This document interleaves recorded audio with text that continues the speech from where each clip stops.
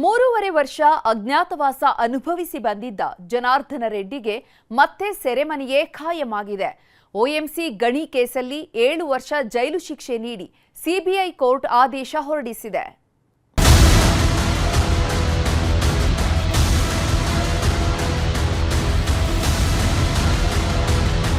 ಜನಾರ್ದನ್ ರೆಡ್ಡಿ ಒಂದು ಕಾಲದಲ್ಲಿ ಕರ್ನಾಟಕ ಆಂಧ್ರದಲ್ಲಿ ಗಣಿ ಸಾಮ್ರಾಜ್ಯದ ಒಡೆಯ. ಪೊಲೀಸ್ ಕಾನ್ಸ್ಟೇಬಲ್ ಒಬ್ಬರ ಮಗ. ಗಣಿ ಉದ್ಯಮದಲ್ಲಿ ತನ್ನದೇ ಕೋಟೆ ಕಟ್ಟಿ ಮೆರೆದವರು. ರಿಪಬ್ಲಿಕ್ ಆಫ್ ಬಳ್ಳಾರಿಯ ಕುಖ್ಯಾತಿಗೂ ಭಾಜನರಾದವರು.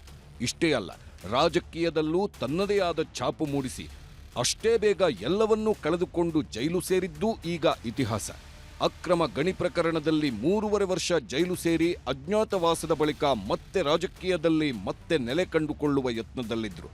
ಆದರೆ ಅಷ್ಟರಲ್ಲೇ ಸಿಬಿಐ ಕೋರ್ಟ್ ರೆಡ್ಡಿಗೆ ಶಾಕ್ ನೀಡಿದ್ದು ಮತ್ತೆ ಕಂಬಿ ಹಿಂದೆ ತಳ್ಳಿದೆ.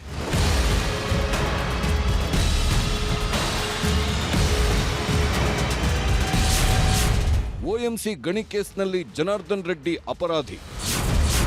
7 ವರ್ಷಗಳ ಕಾಲ ಜೈಲು ಶಿಕ್ಷೆ ನೀಡಿದ ಸಿಬಿಐ ಕೋರ್ಟ್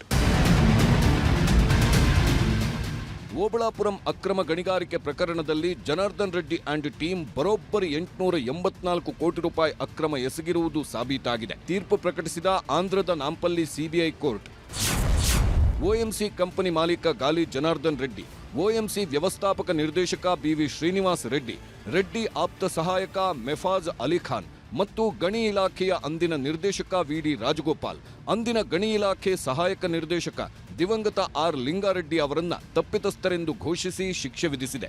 ಅಲ್ಲದೆ ಎಲ್ಲ 5 ತಲಾ 7 ವರ್ಷ ಜೈಲು ಶಿಕ್ಷೆ ವಿಧಿಸಿ ಐತಿಹಾಸಿಕ ತೀರ್ಪು ನೀಡಿದೆ.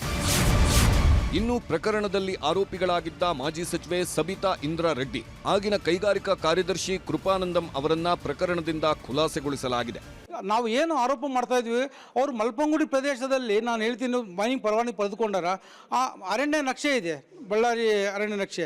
ಆ ನಕ್ಷೆಯಲ್ಲಿ ಪರವಾನಗಿ ಪ್ರದೇಶನೇ ಕುಂದ್ರಕ್ಕಿಲ್ಲ.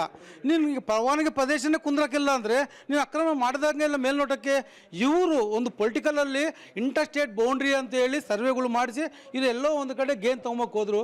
ಅದು ಆಗಲಿಲ್ಲ. ಜನಾರ್ದನ್ ರೆಡ್ಡಿ ಅವರು ಏನು ಪಡೆದುಕೊಂಡಿರೋ ಮಲ್ಪಂಗುಡಿ ಪ್ರದೇಶದಲ್ಲಿ ಅವರು ಲೀಸೇ ಕುಂದ್ರಕ್ಕಿಲ್ಲ, ಅವರು ಅಲ್ಲಿ ಮೈನಿಂಗೇ ಮಾಡಿಲ್ಲ. ಕರ್ನಾಟಕದಲ್ಲಿ ಮೈನಿಂಗು, ಆಂಧ್ರದ ಪರ್ಮಿಟ್ಟು. ಸರ್ SIT ಅಂದರೆ ಸ್ಟೇಟ್ ಗೌರ್ಮೆಂಟ್ ಕೈಯಲ್ಲಿದೆ ಸರ್. ನಮ್ಮ ಸಿದ್ದರಾಮಯ್ಯನವರು ಬೆಂಗಳೂರಿನಿಂದ ಪಾದಯಾತ್ರೆ ಮಾಡಿದ್ರು.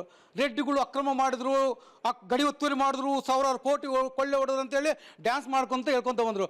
1 ಕೋಟಿಯನ್ನು ಪತ್ತೆ ಹಚ್ಚಿದ್ರೆ ಸರ್, ಸತ್ಯಶೋಧನಾ ವರದಿಗೆ ಯಡಿಯೂರಪ್ಪ ಗೌರ್ಮೆಂಟ್ನಲ್ಲಿ ಇವರು CBI ಡಿಮ್ಯಾಂಡ್ ಮಾಡಿದ್ರು. ಆಮೇಲೆ ಏನು ಮಾಡಿದ್ರು ಸರ್ ಇವರು?